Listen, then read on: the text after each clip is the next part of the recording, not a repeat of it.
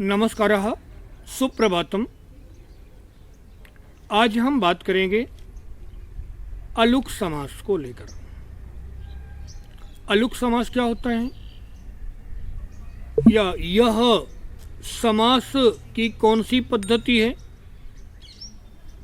तो सामान्यतः हम देखते हैं कि जब सामासिक पद बनाते हैं, जैसे रामस्य और अनुजः का जब सामासिक पद बनाए तो रामस्य की विभक्ति का लोप होकर के राम बचता है और फिर अनुजः जोड़ते हैं तो रामानुजः हो जाता है।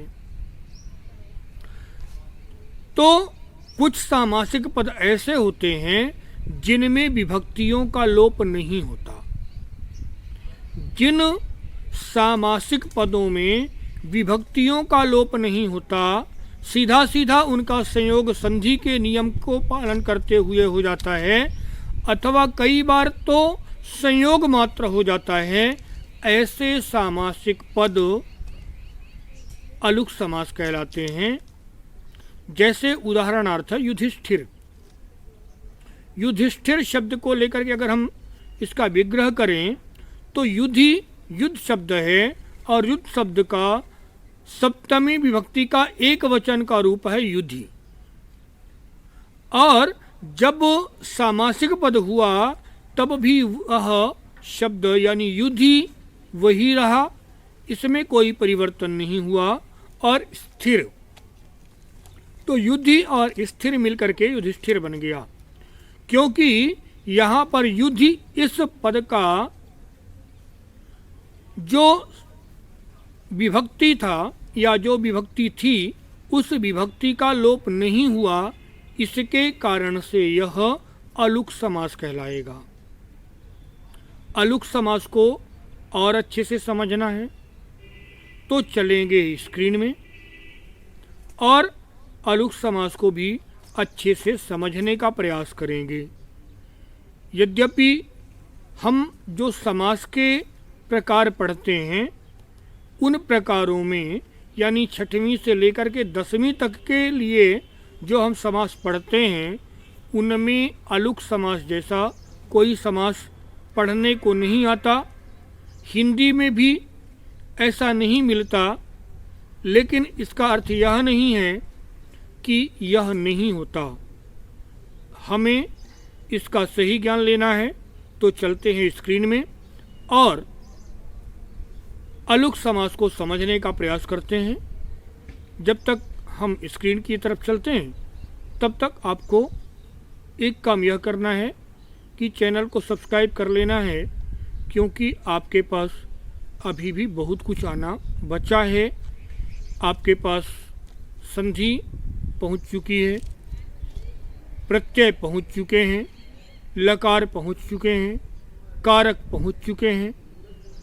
छठवीं से लेकर के और 12वीं तक की बहुत सी पुस्तकें यानी संस्कृत की सभी पुस्तकें लगभग एनसीईआरटी की पहुंच चुकी हैं और इसके बाद अभी भी व्याकरण में बहुत कुछ पहुंचना बचा है। तो उसके लिए ज़रूरी है कि आपके पास चैनल होना चाहिए। खैर, चलते हैं स्क्रीन में और अलुक समास को समझते हैं। अलुक समास। यह समास अलुक समास सामान्यतः हम छठवीं से 10वीं के बीच में नहीं पढ़ते हैं। और दूसरी चीज़ हम ये जानते हैं कि हमने 6 समास पढ़े हैं पहले। वैसे तो 4 समास के अंदर 6 समास। तो उन 6 समासों में से हम इन 3 नामों से अनभिज्ञ थे। एक नए समास, दूसरा अलुक समास और एक तीसरा केवल समास। तो अलुक समास क्या होता है? कभी कभी कुछ सामासिक पद ऐसे होते हैं जहां पर हम सामासिक पदों में भी विभक्ति का लोप नहीं करते। तो जिन सामासिक पदों में विभक्ति का लोप नहीं किया जाता सीधा सीधा उनको जोड़ दिया जाता है संधि की तरह, वे अलुक समास होते हैं। जैसे युधिष्ठिर, युद्ध शब्द है, युद्ध का सप्तमी विभक्ति है युद्ध, युधि, और स्थिर बन गया युधिष्ठिर। तो युधिष्ठिर यहाँ पर सामासिक पद है होने के बाद भी युद्ध की सप्तमी का लोप नहीं हुआ, युधि ही हुआ, अतः यहाँ पर अलुक समास होगा। जब हम इसका विग्रह करेंगे युधि स्थिर, ऐसा करेंगे युधि स्थिर। इसी प्रकार से देवानाम प्रियः, तो वैसे देवानाम प्रियः चाहते तो देव प्रियः हो सकता था, पर सामासिक पद बनाने वाले ने देवानाम प्रियः ही रखा है, उसने देव प्रियः नहीं किया।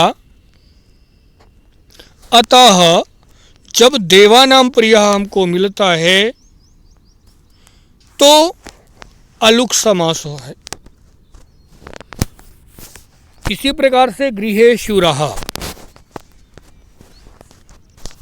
गृहे शूरः सीधा सीधा विग्रह है, यानी घर में ही बहादुर। खेचरः प्रयोग होते हैं, तो खे ख यानी आकाश, ख यानी आकाश की सप्तमी है खे, तो खेचरः यानी खेचरः।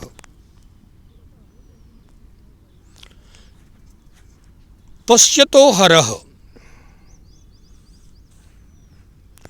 पश्यतो हरः जब विग्रह करेंगे तो यहाँ विग्रह के स्थान पर सीधा सीधा हम संधि का विच्छेद करेंगे, पश्यतः धन हरः।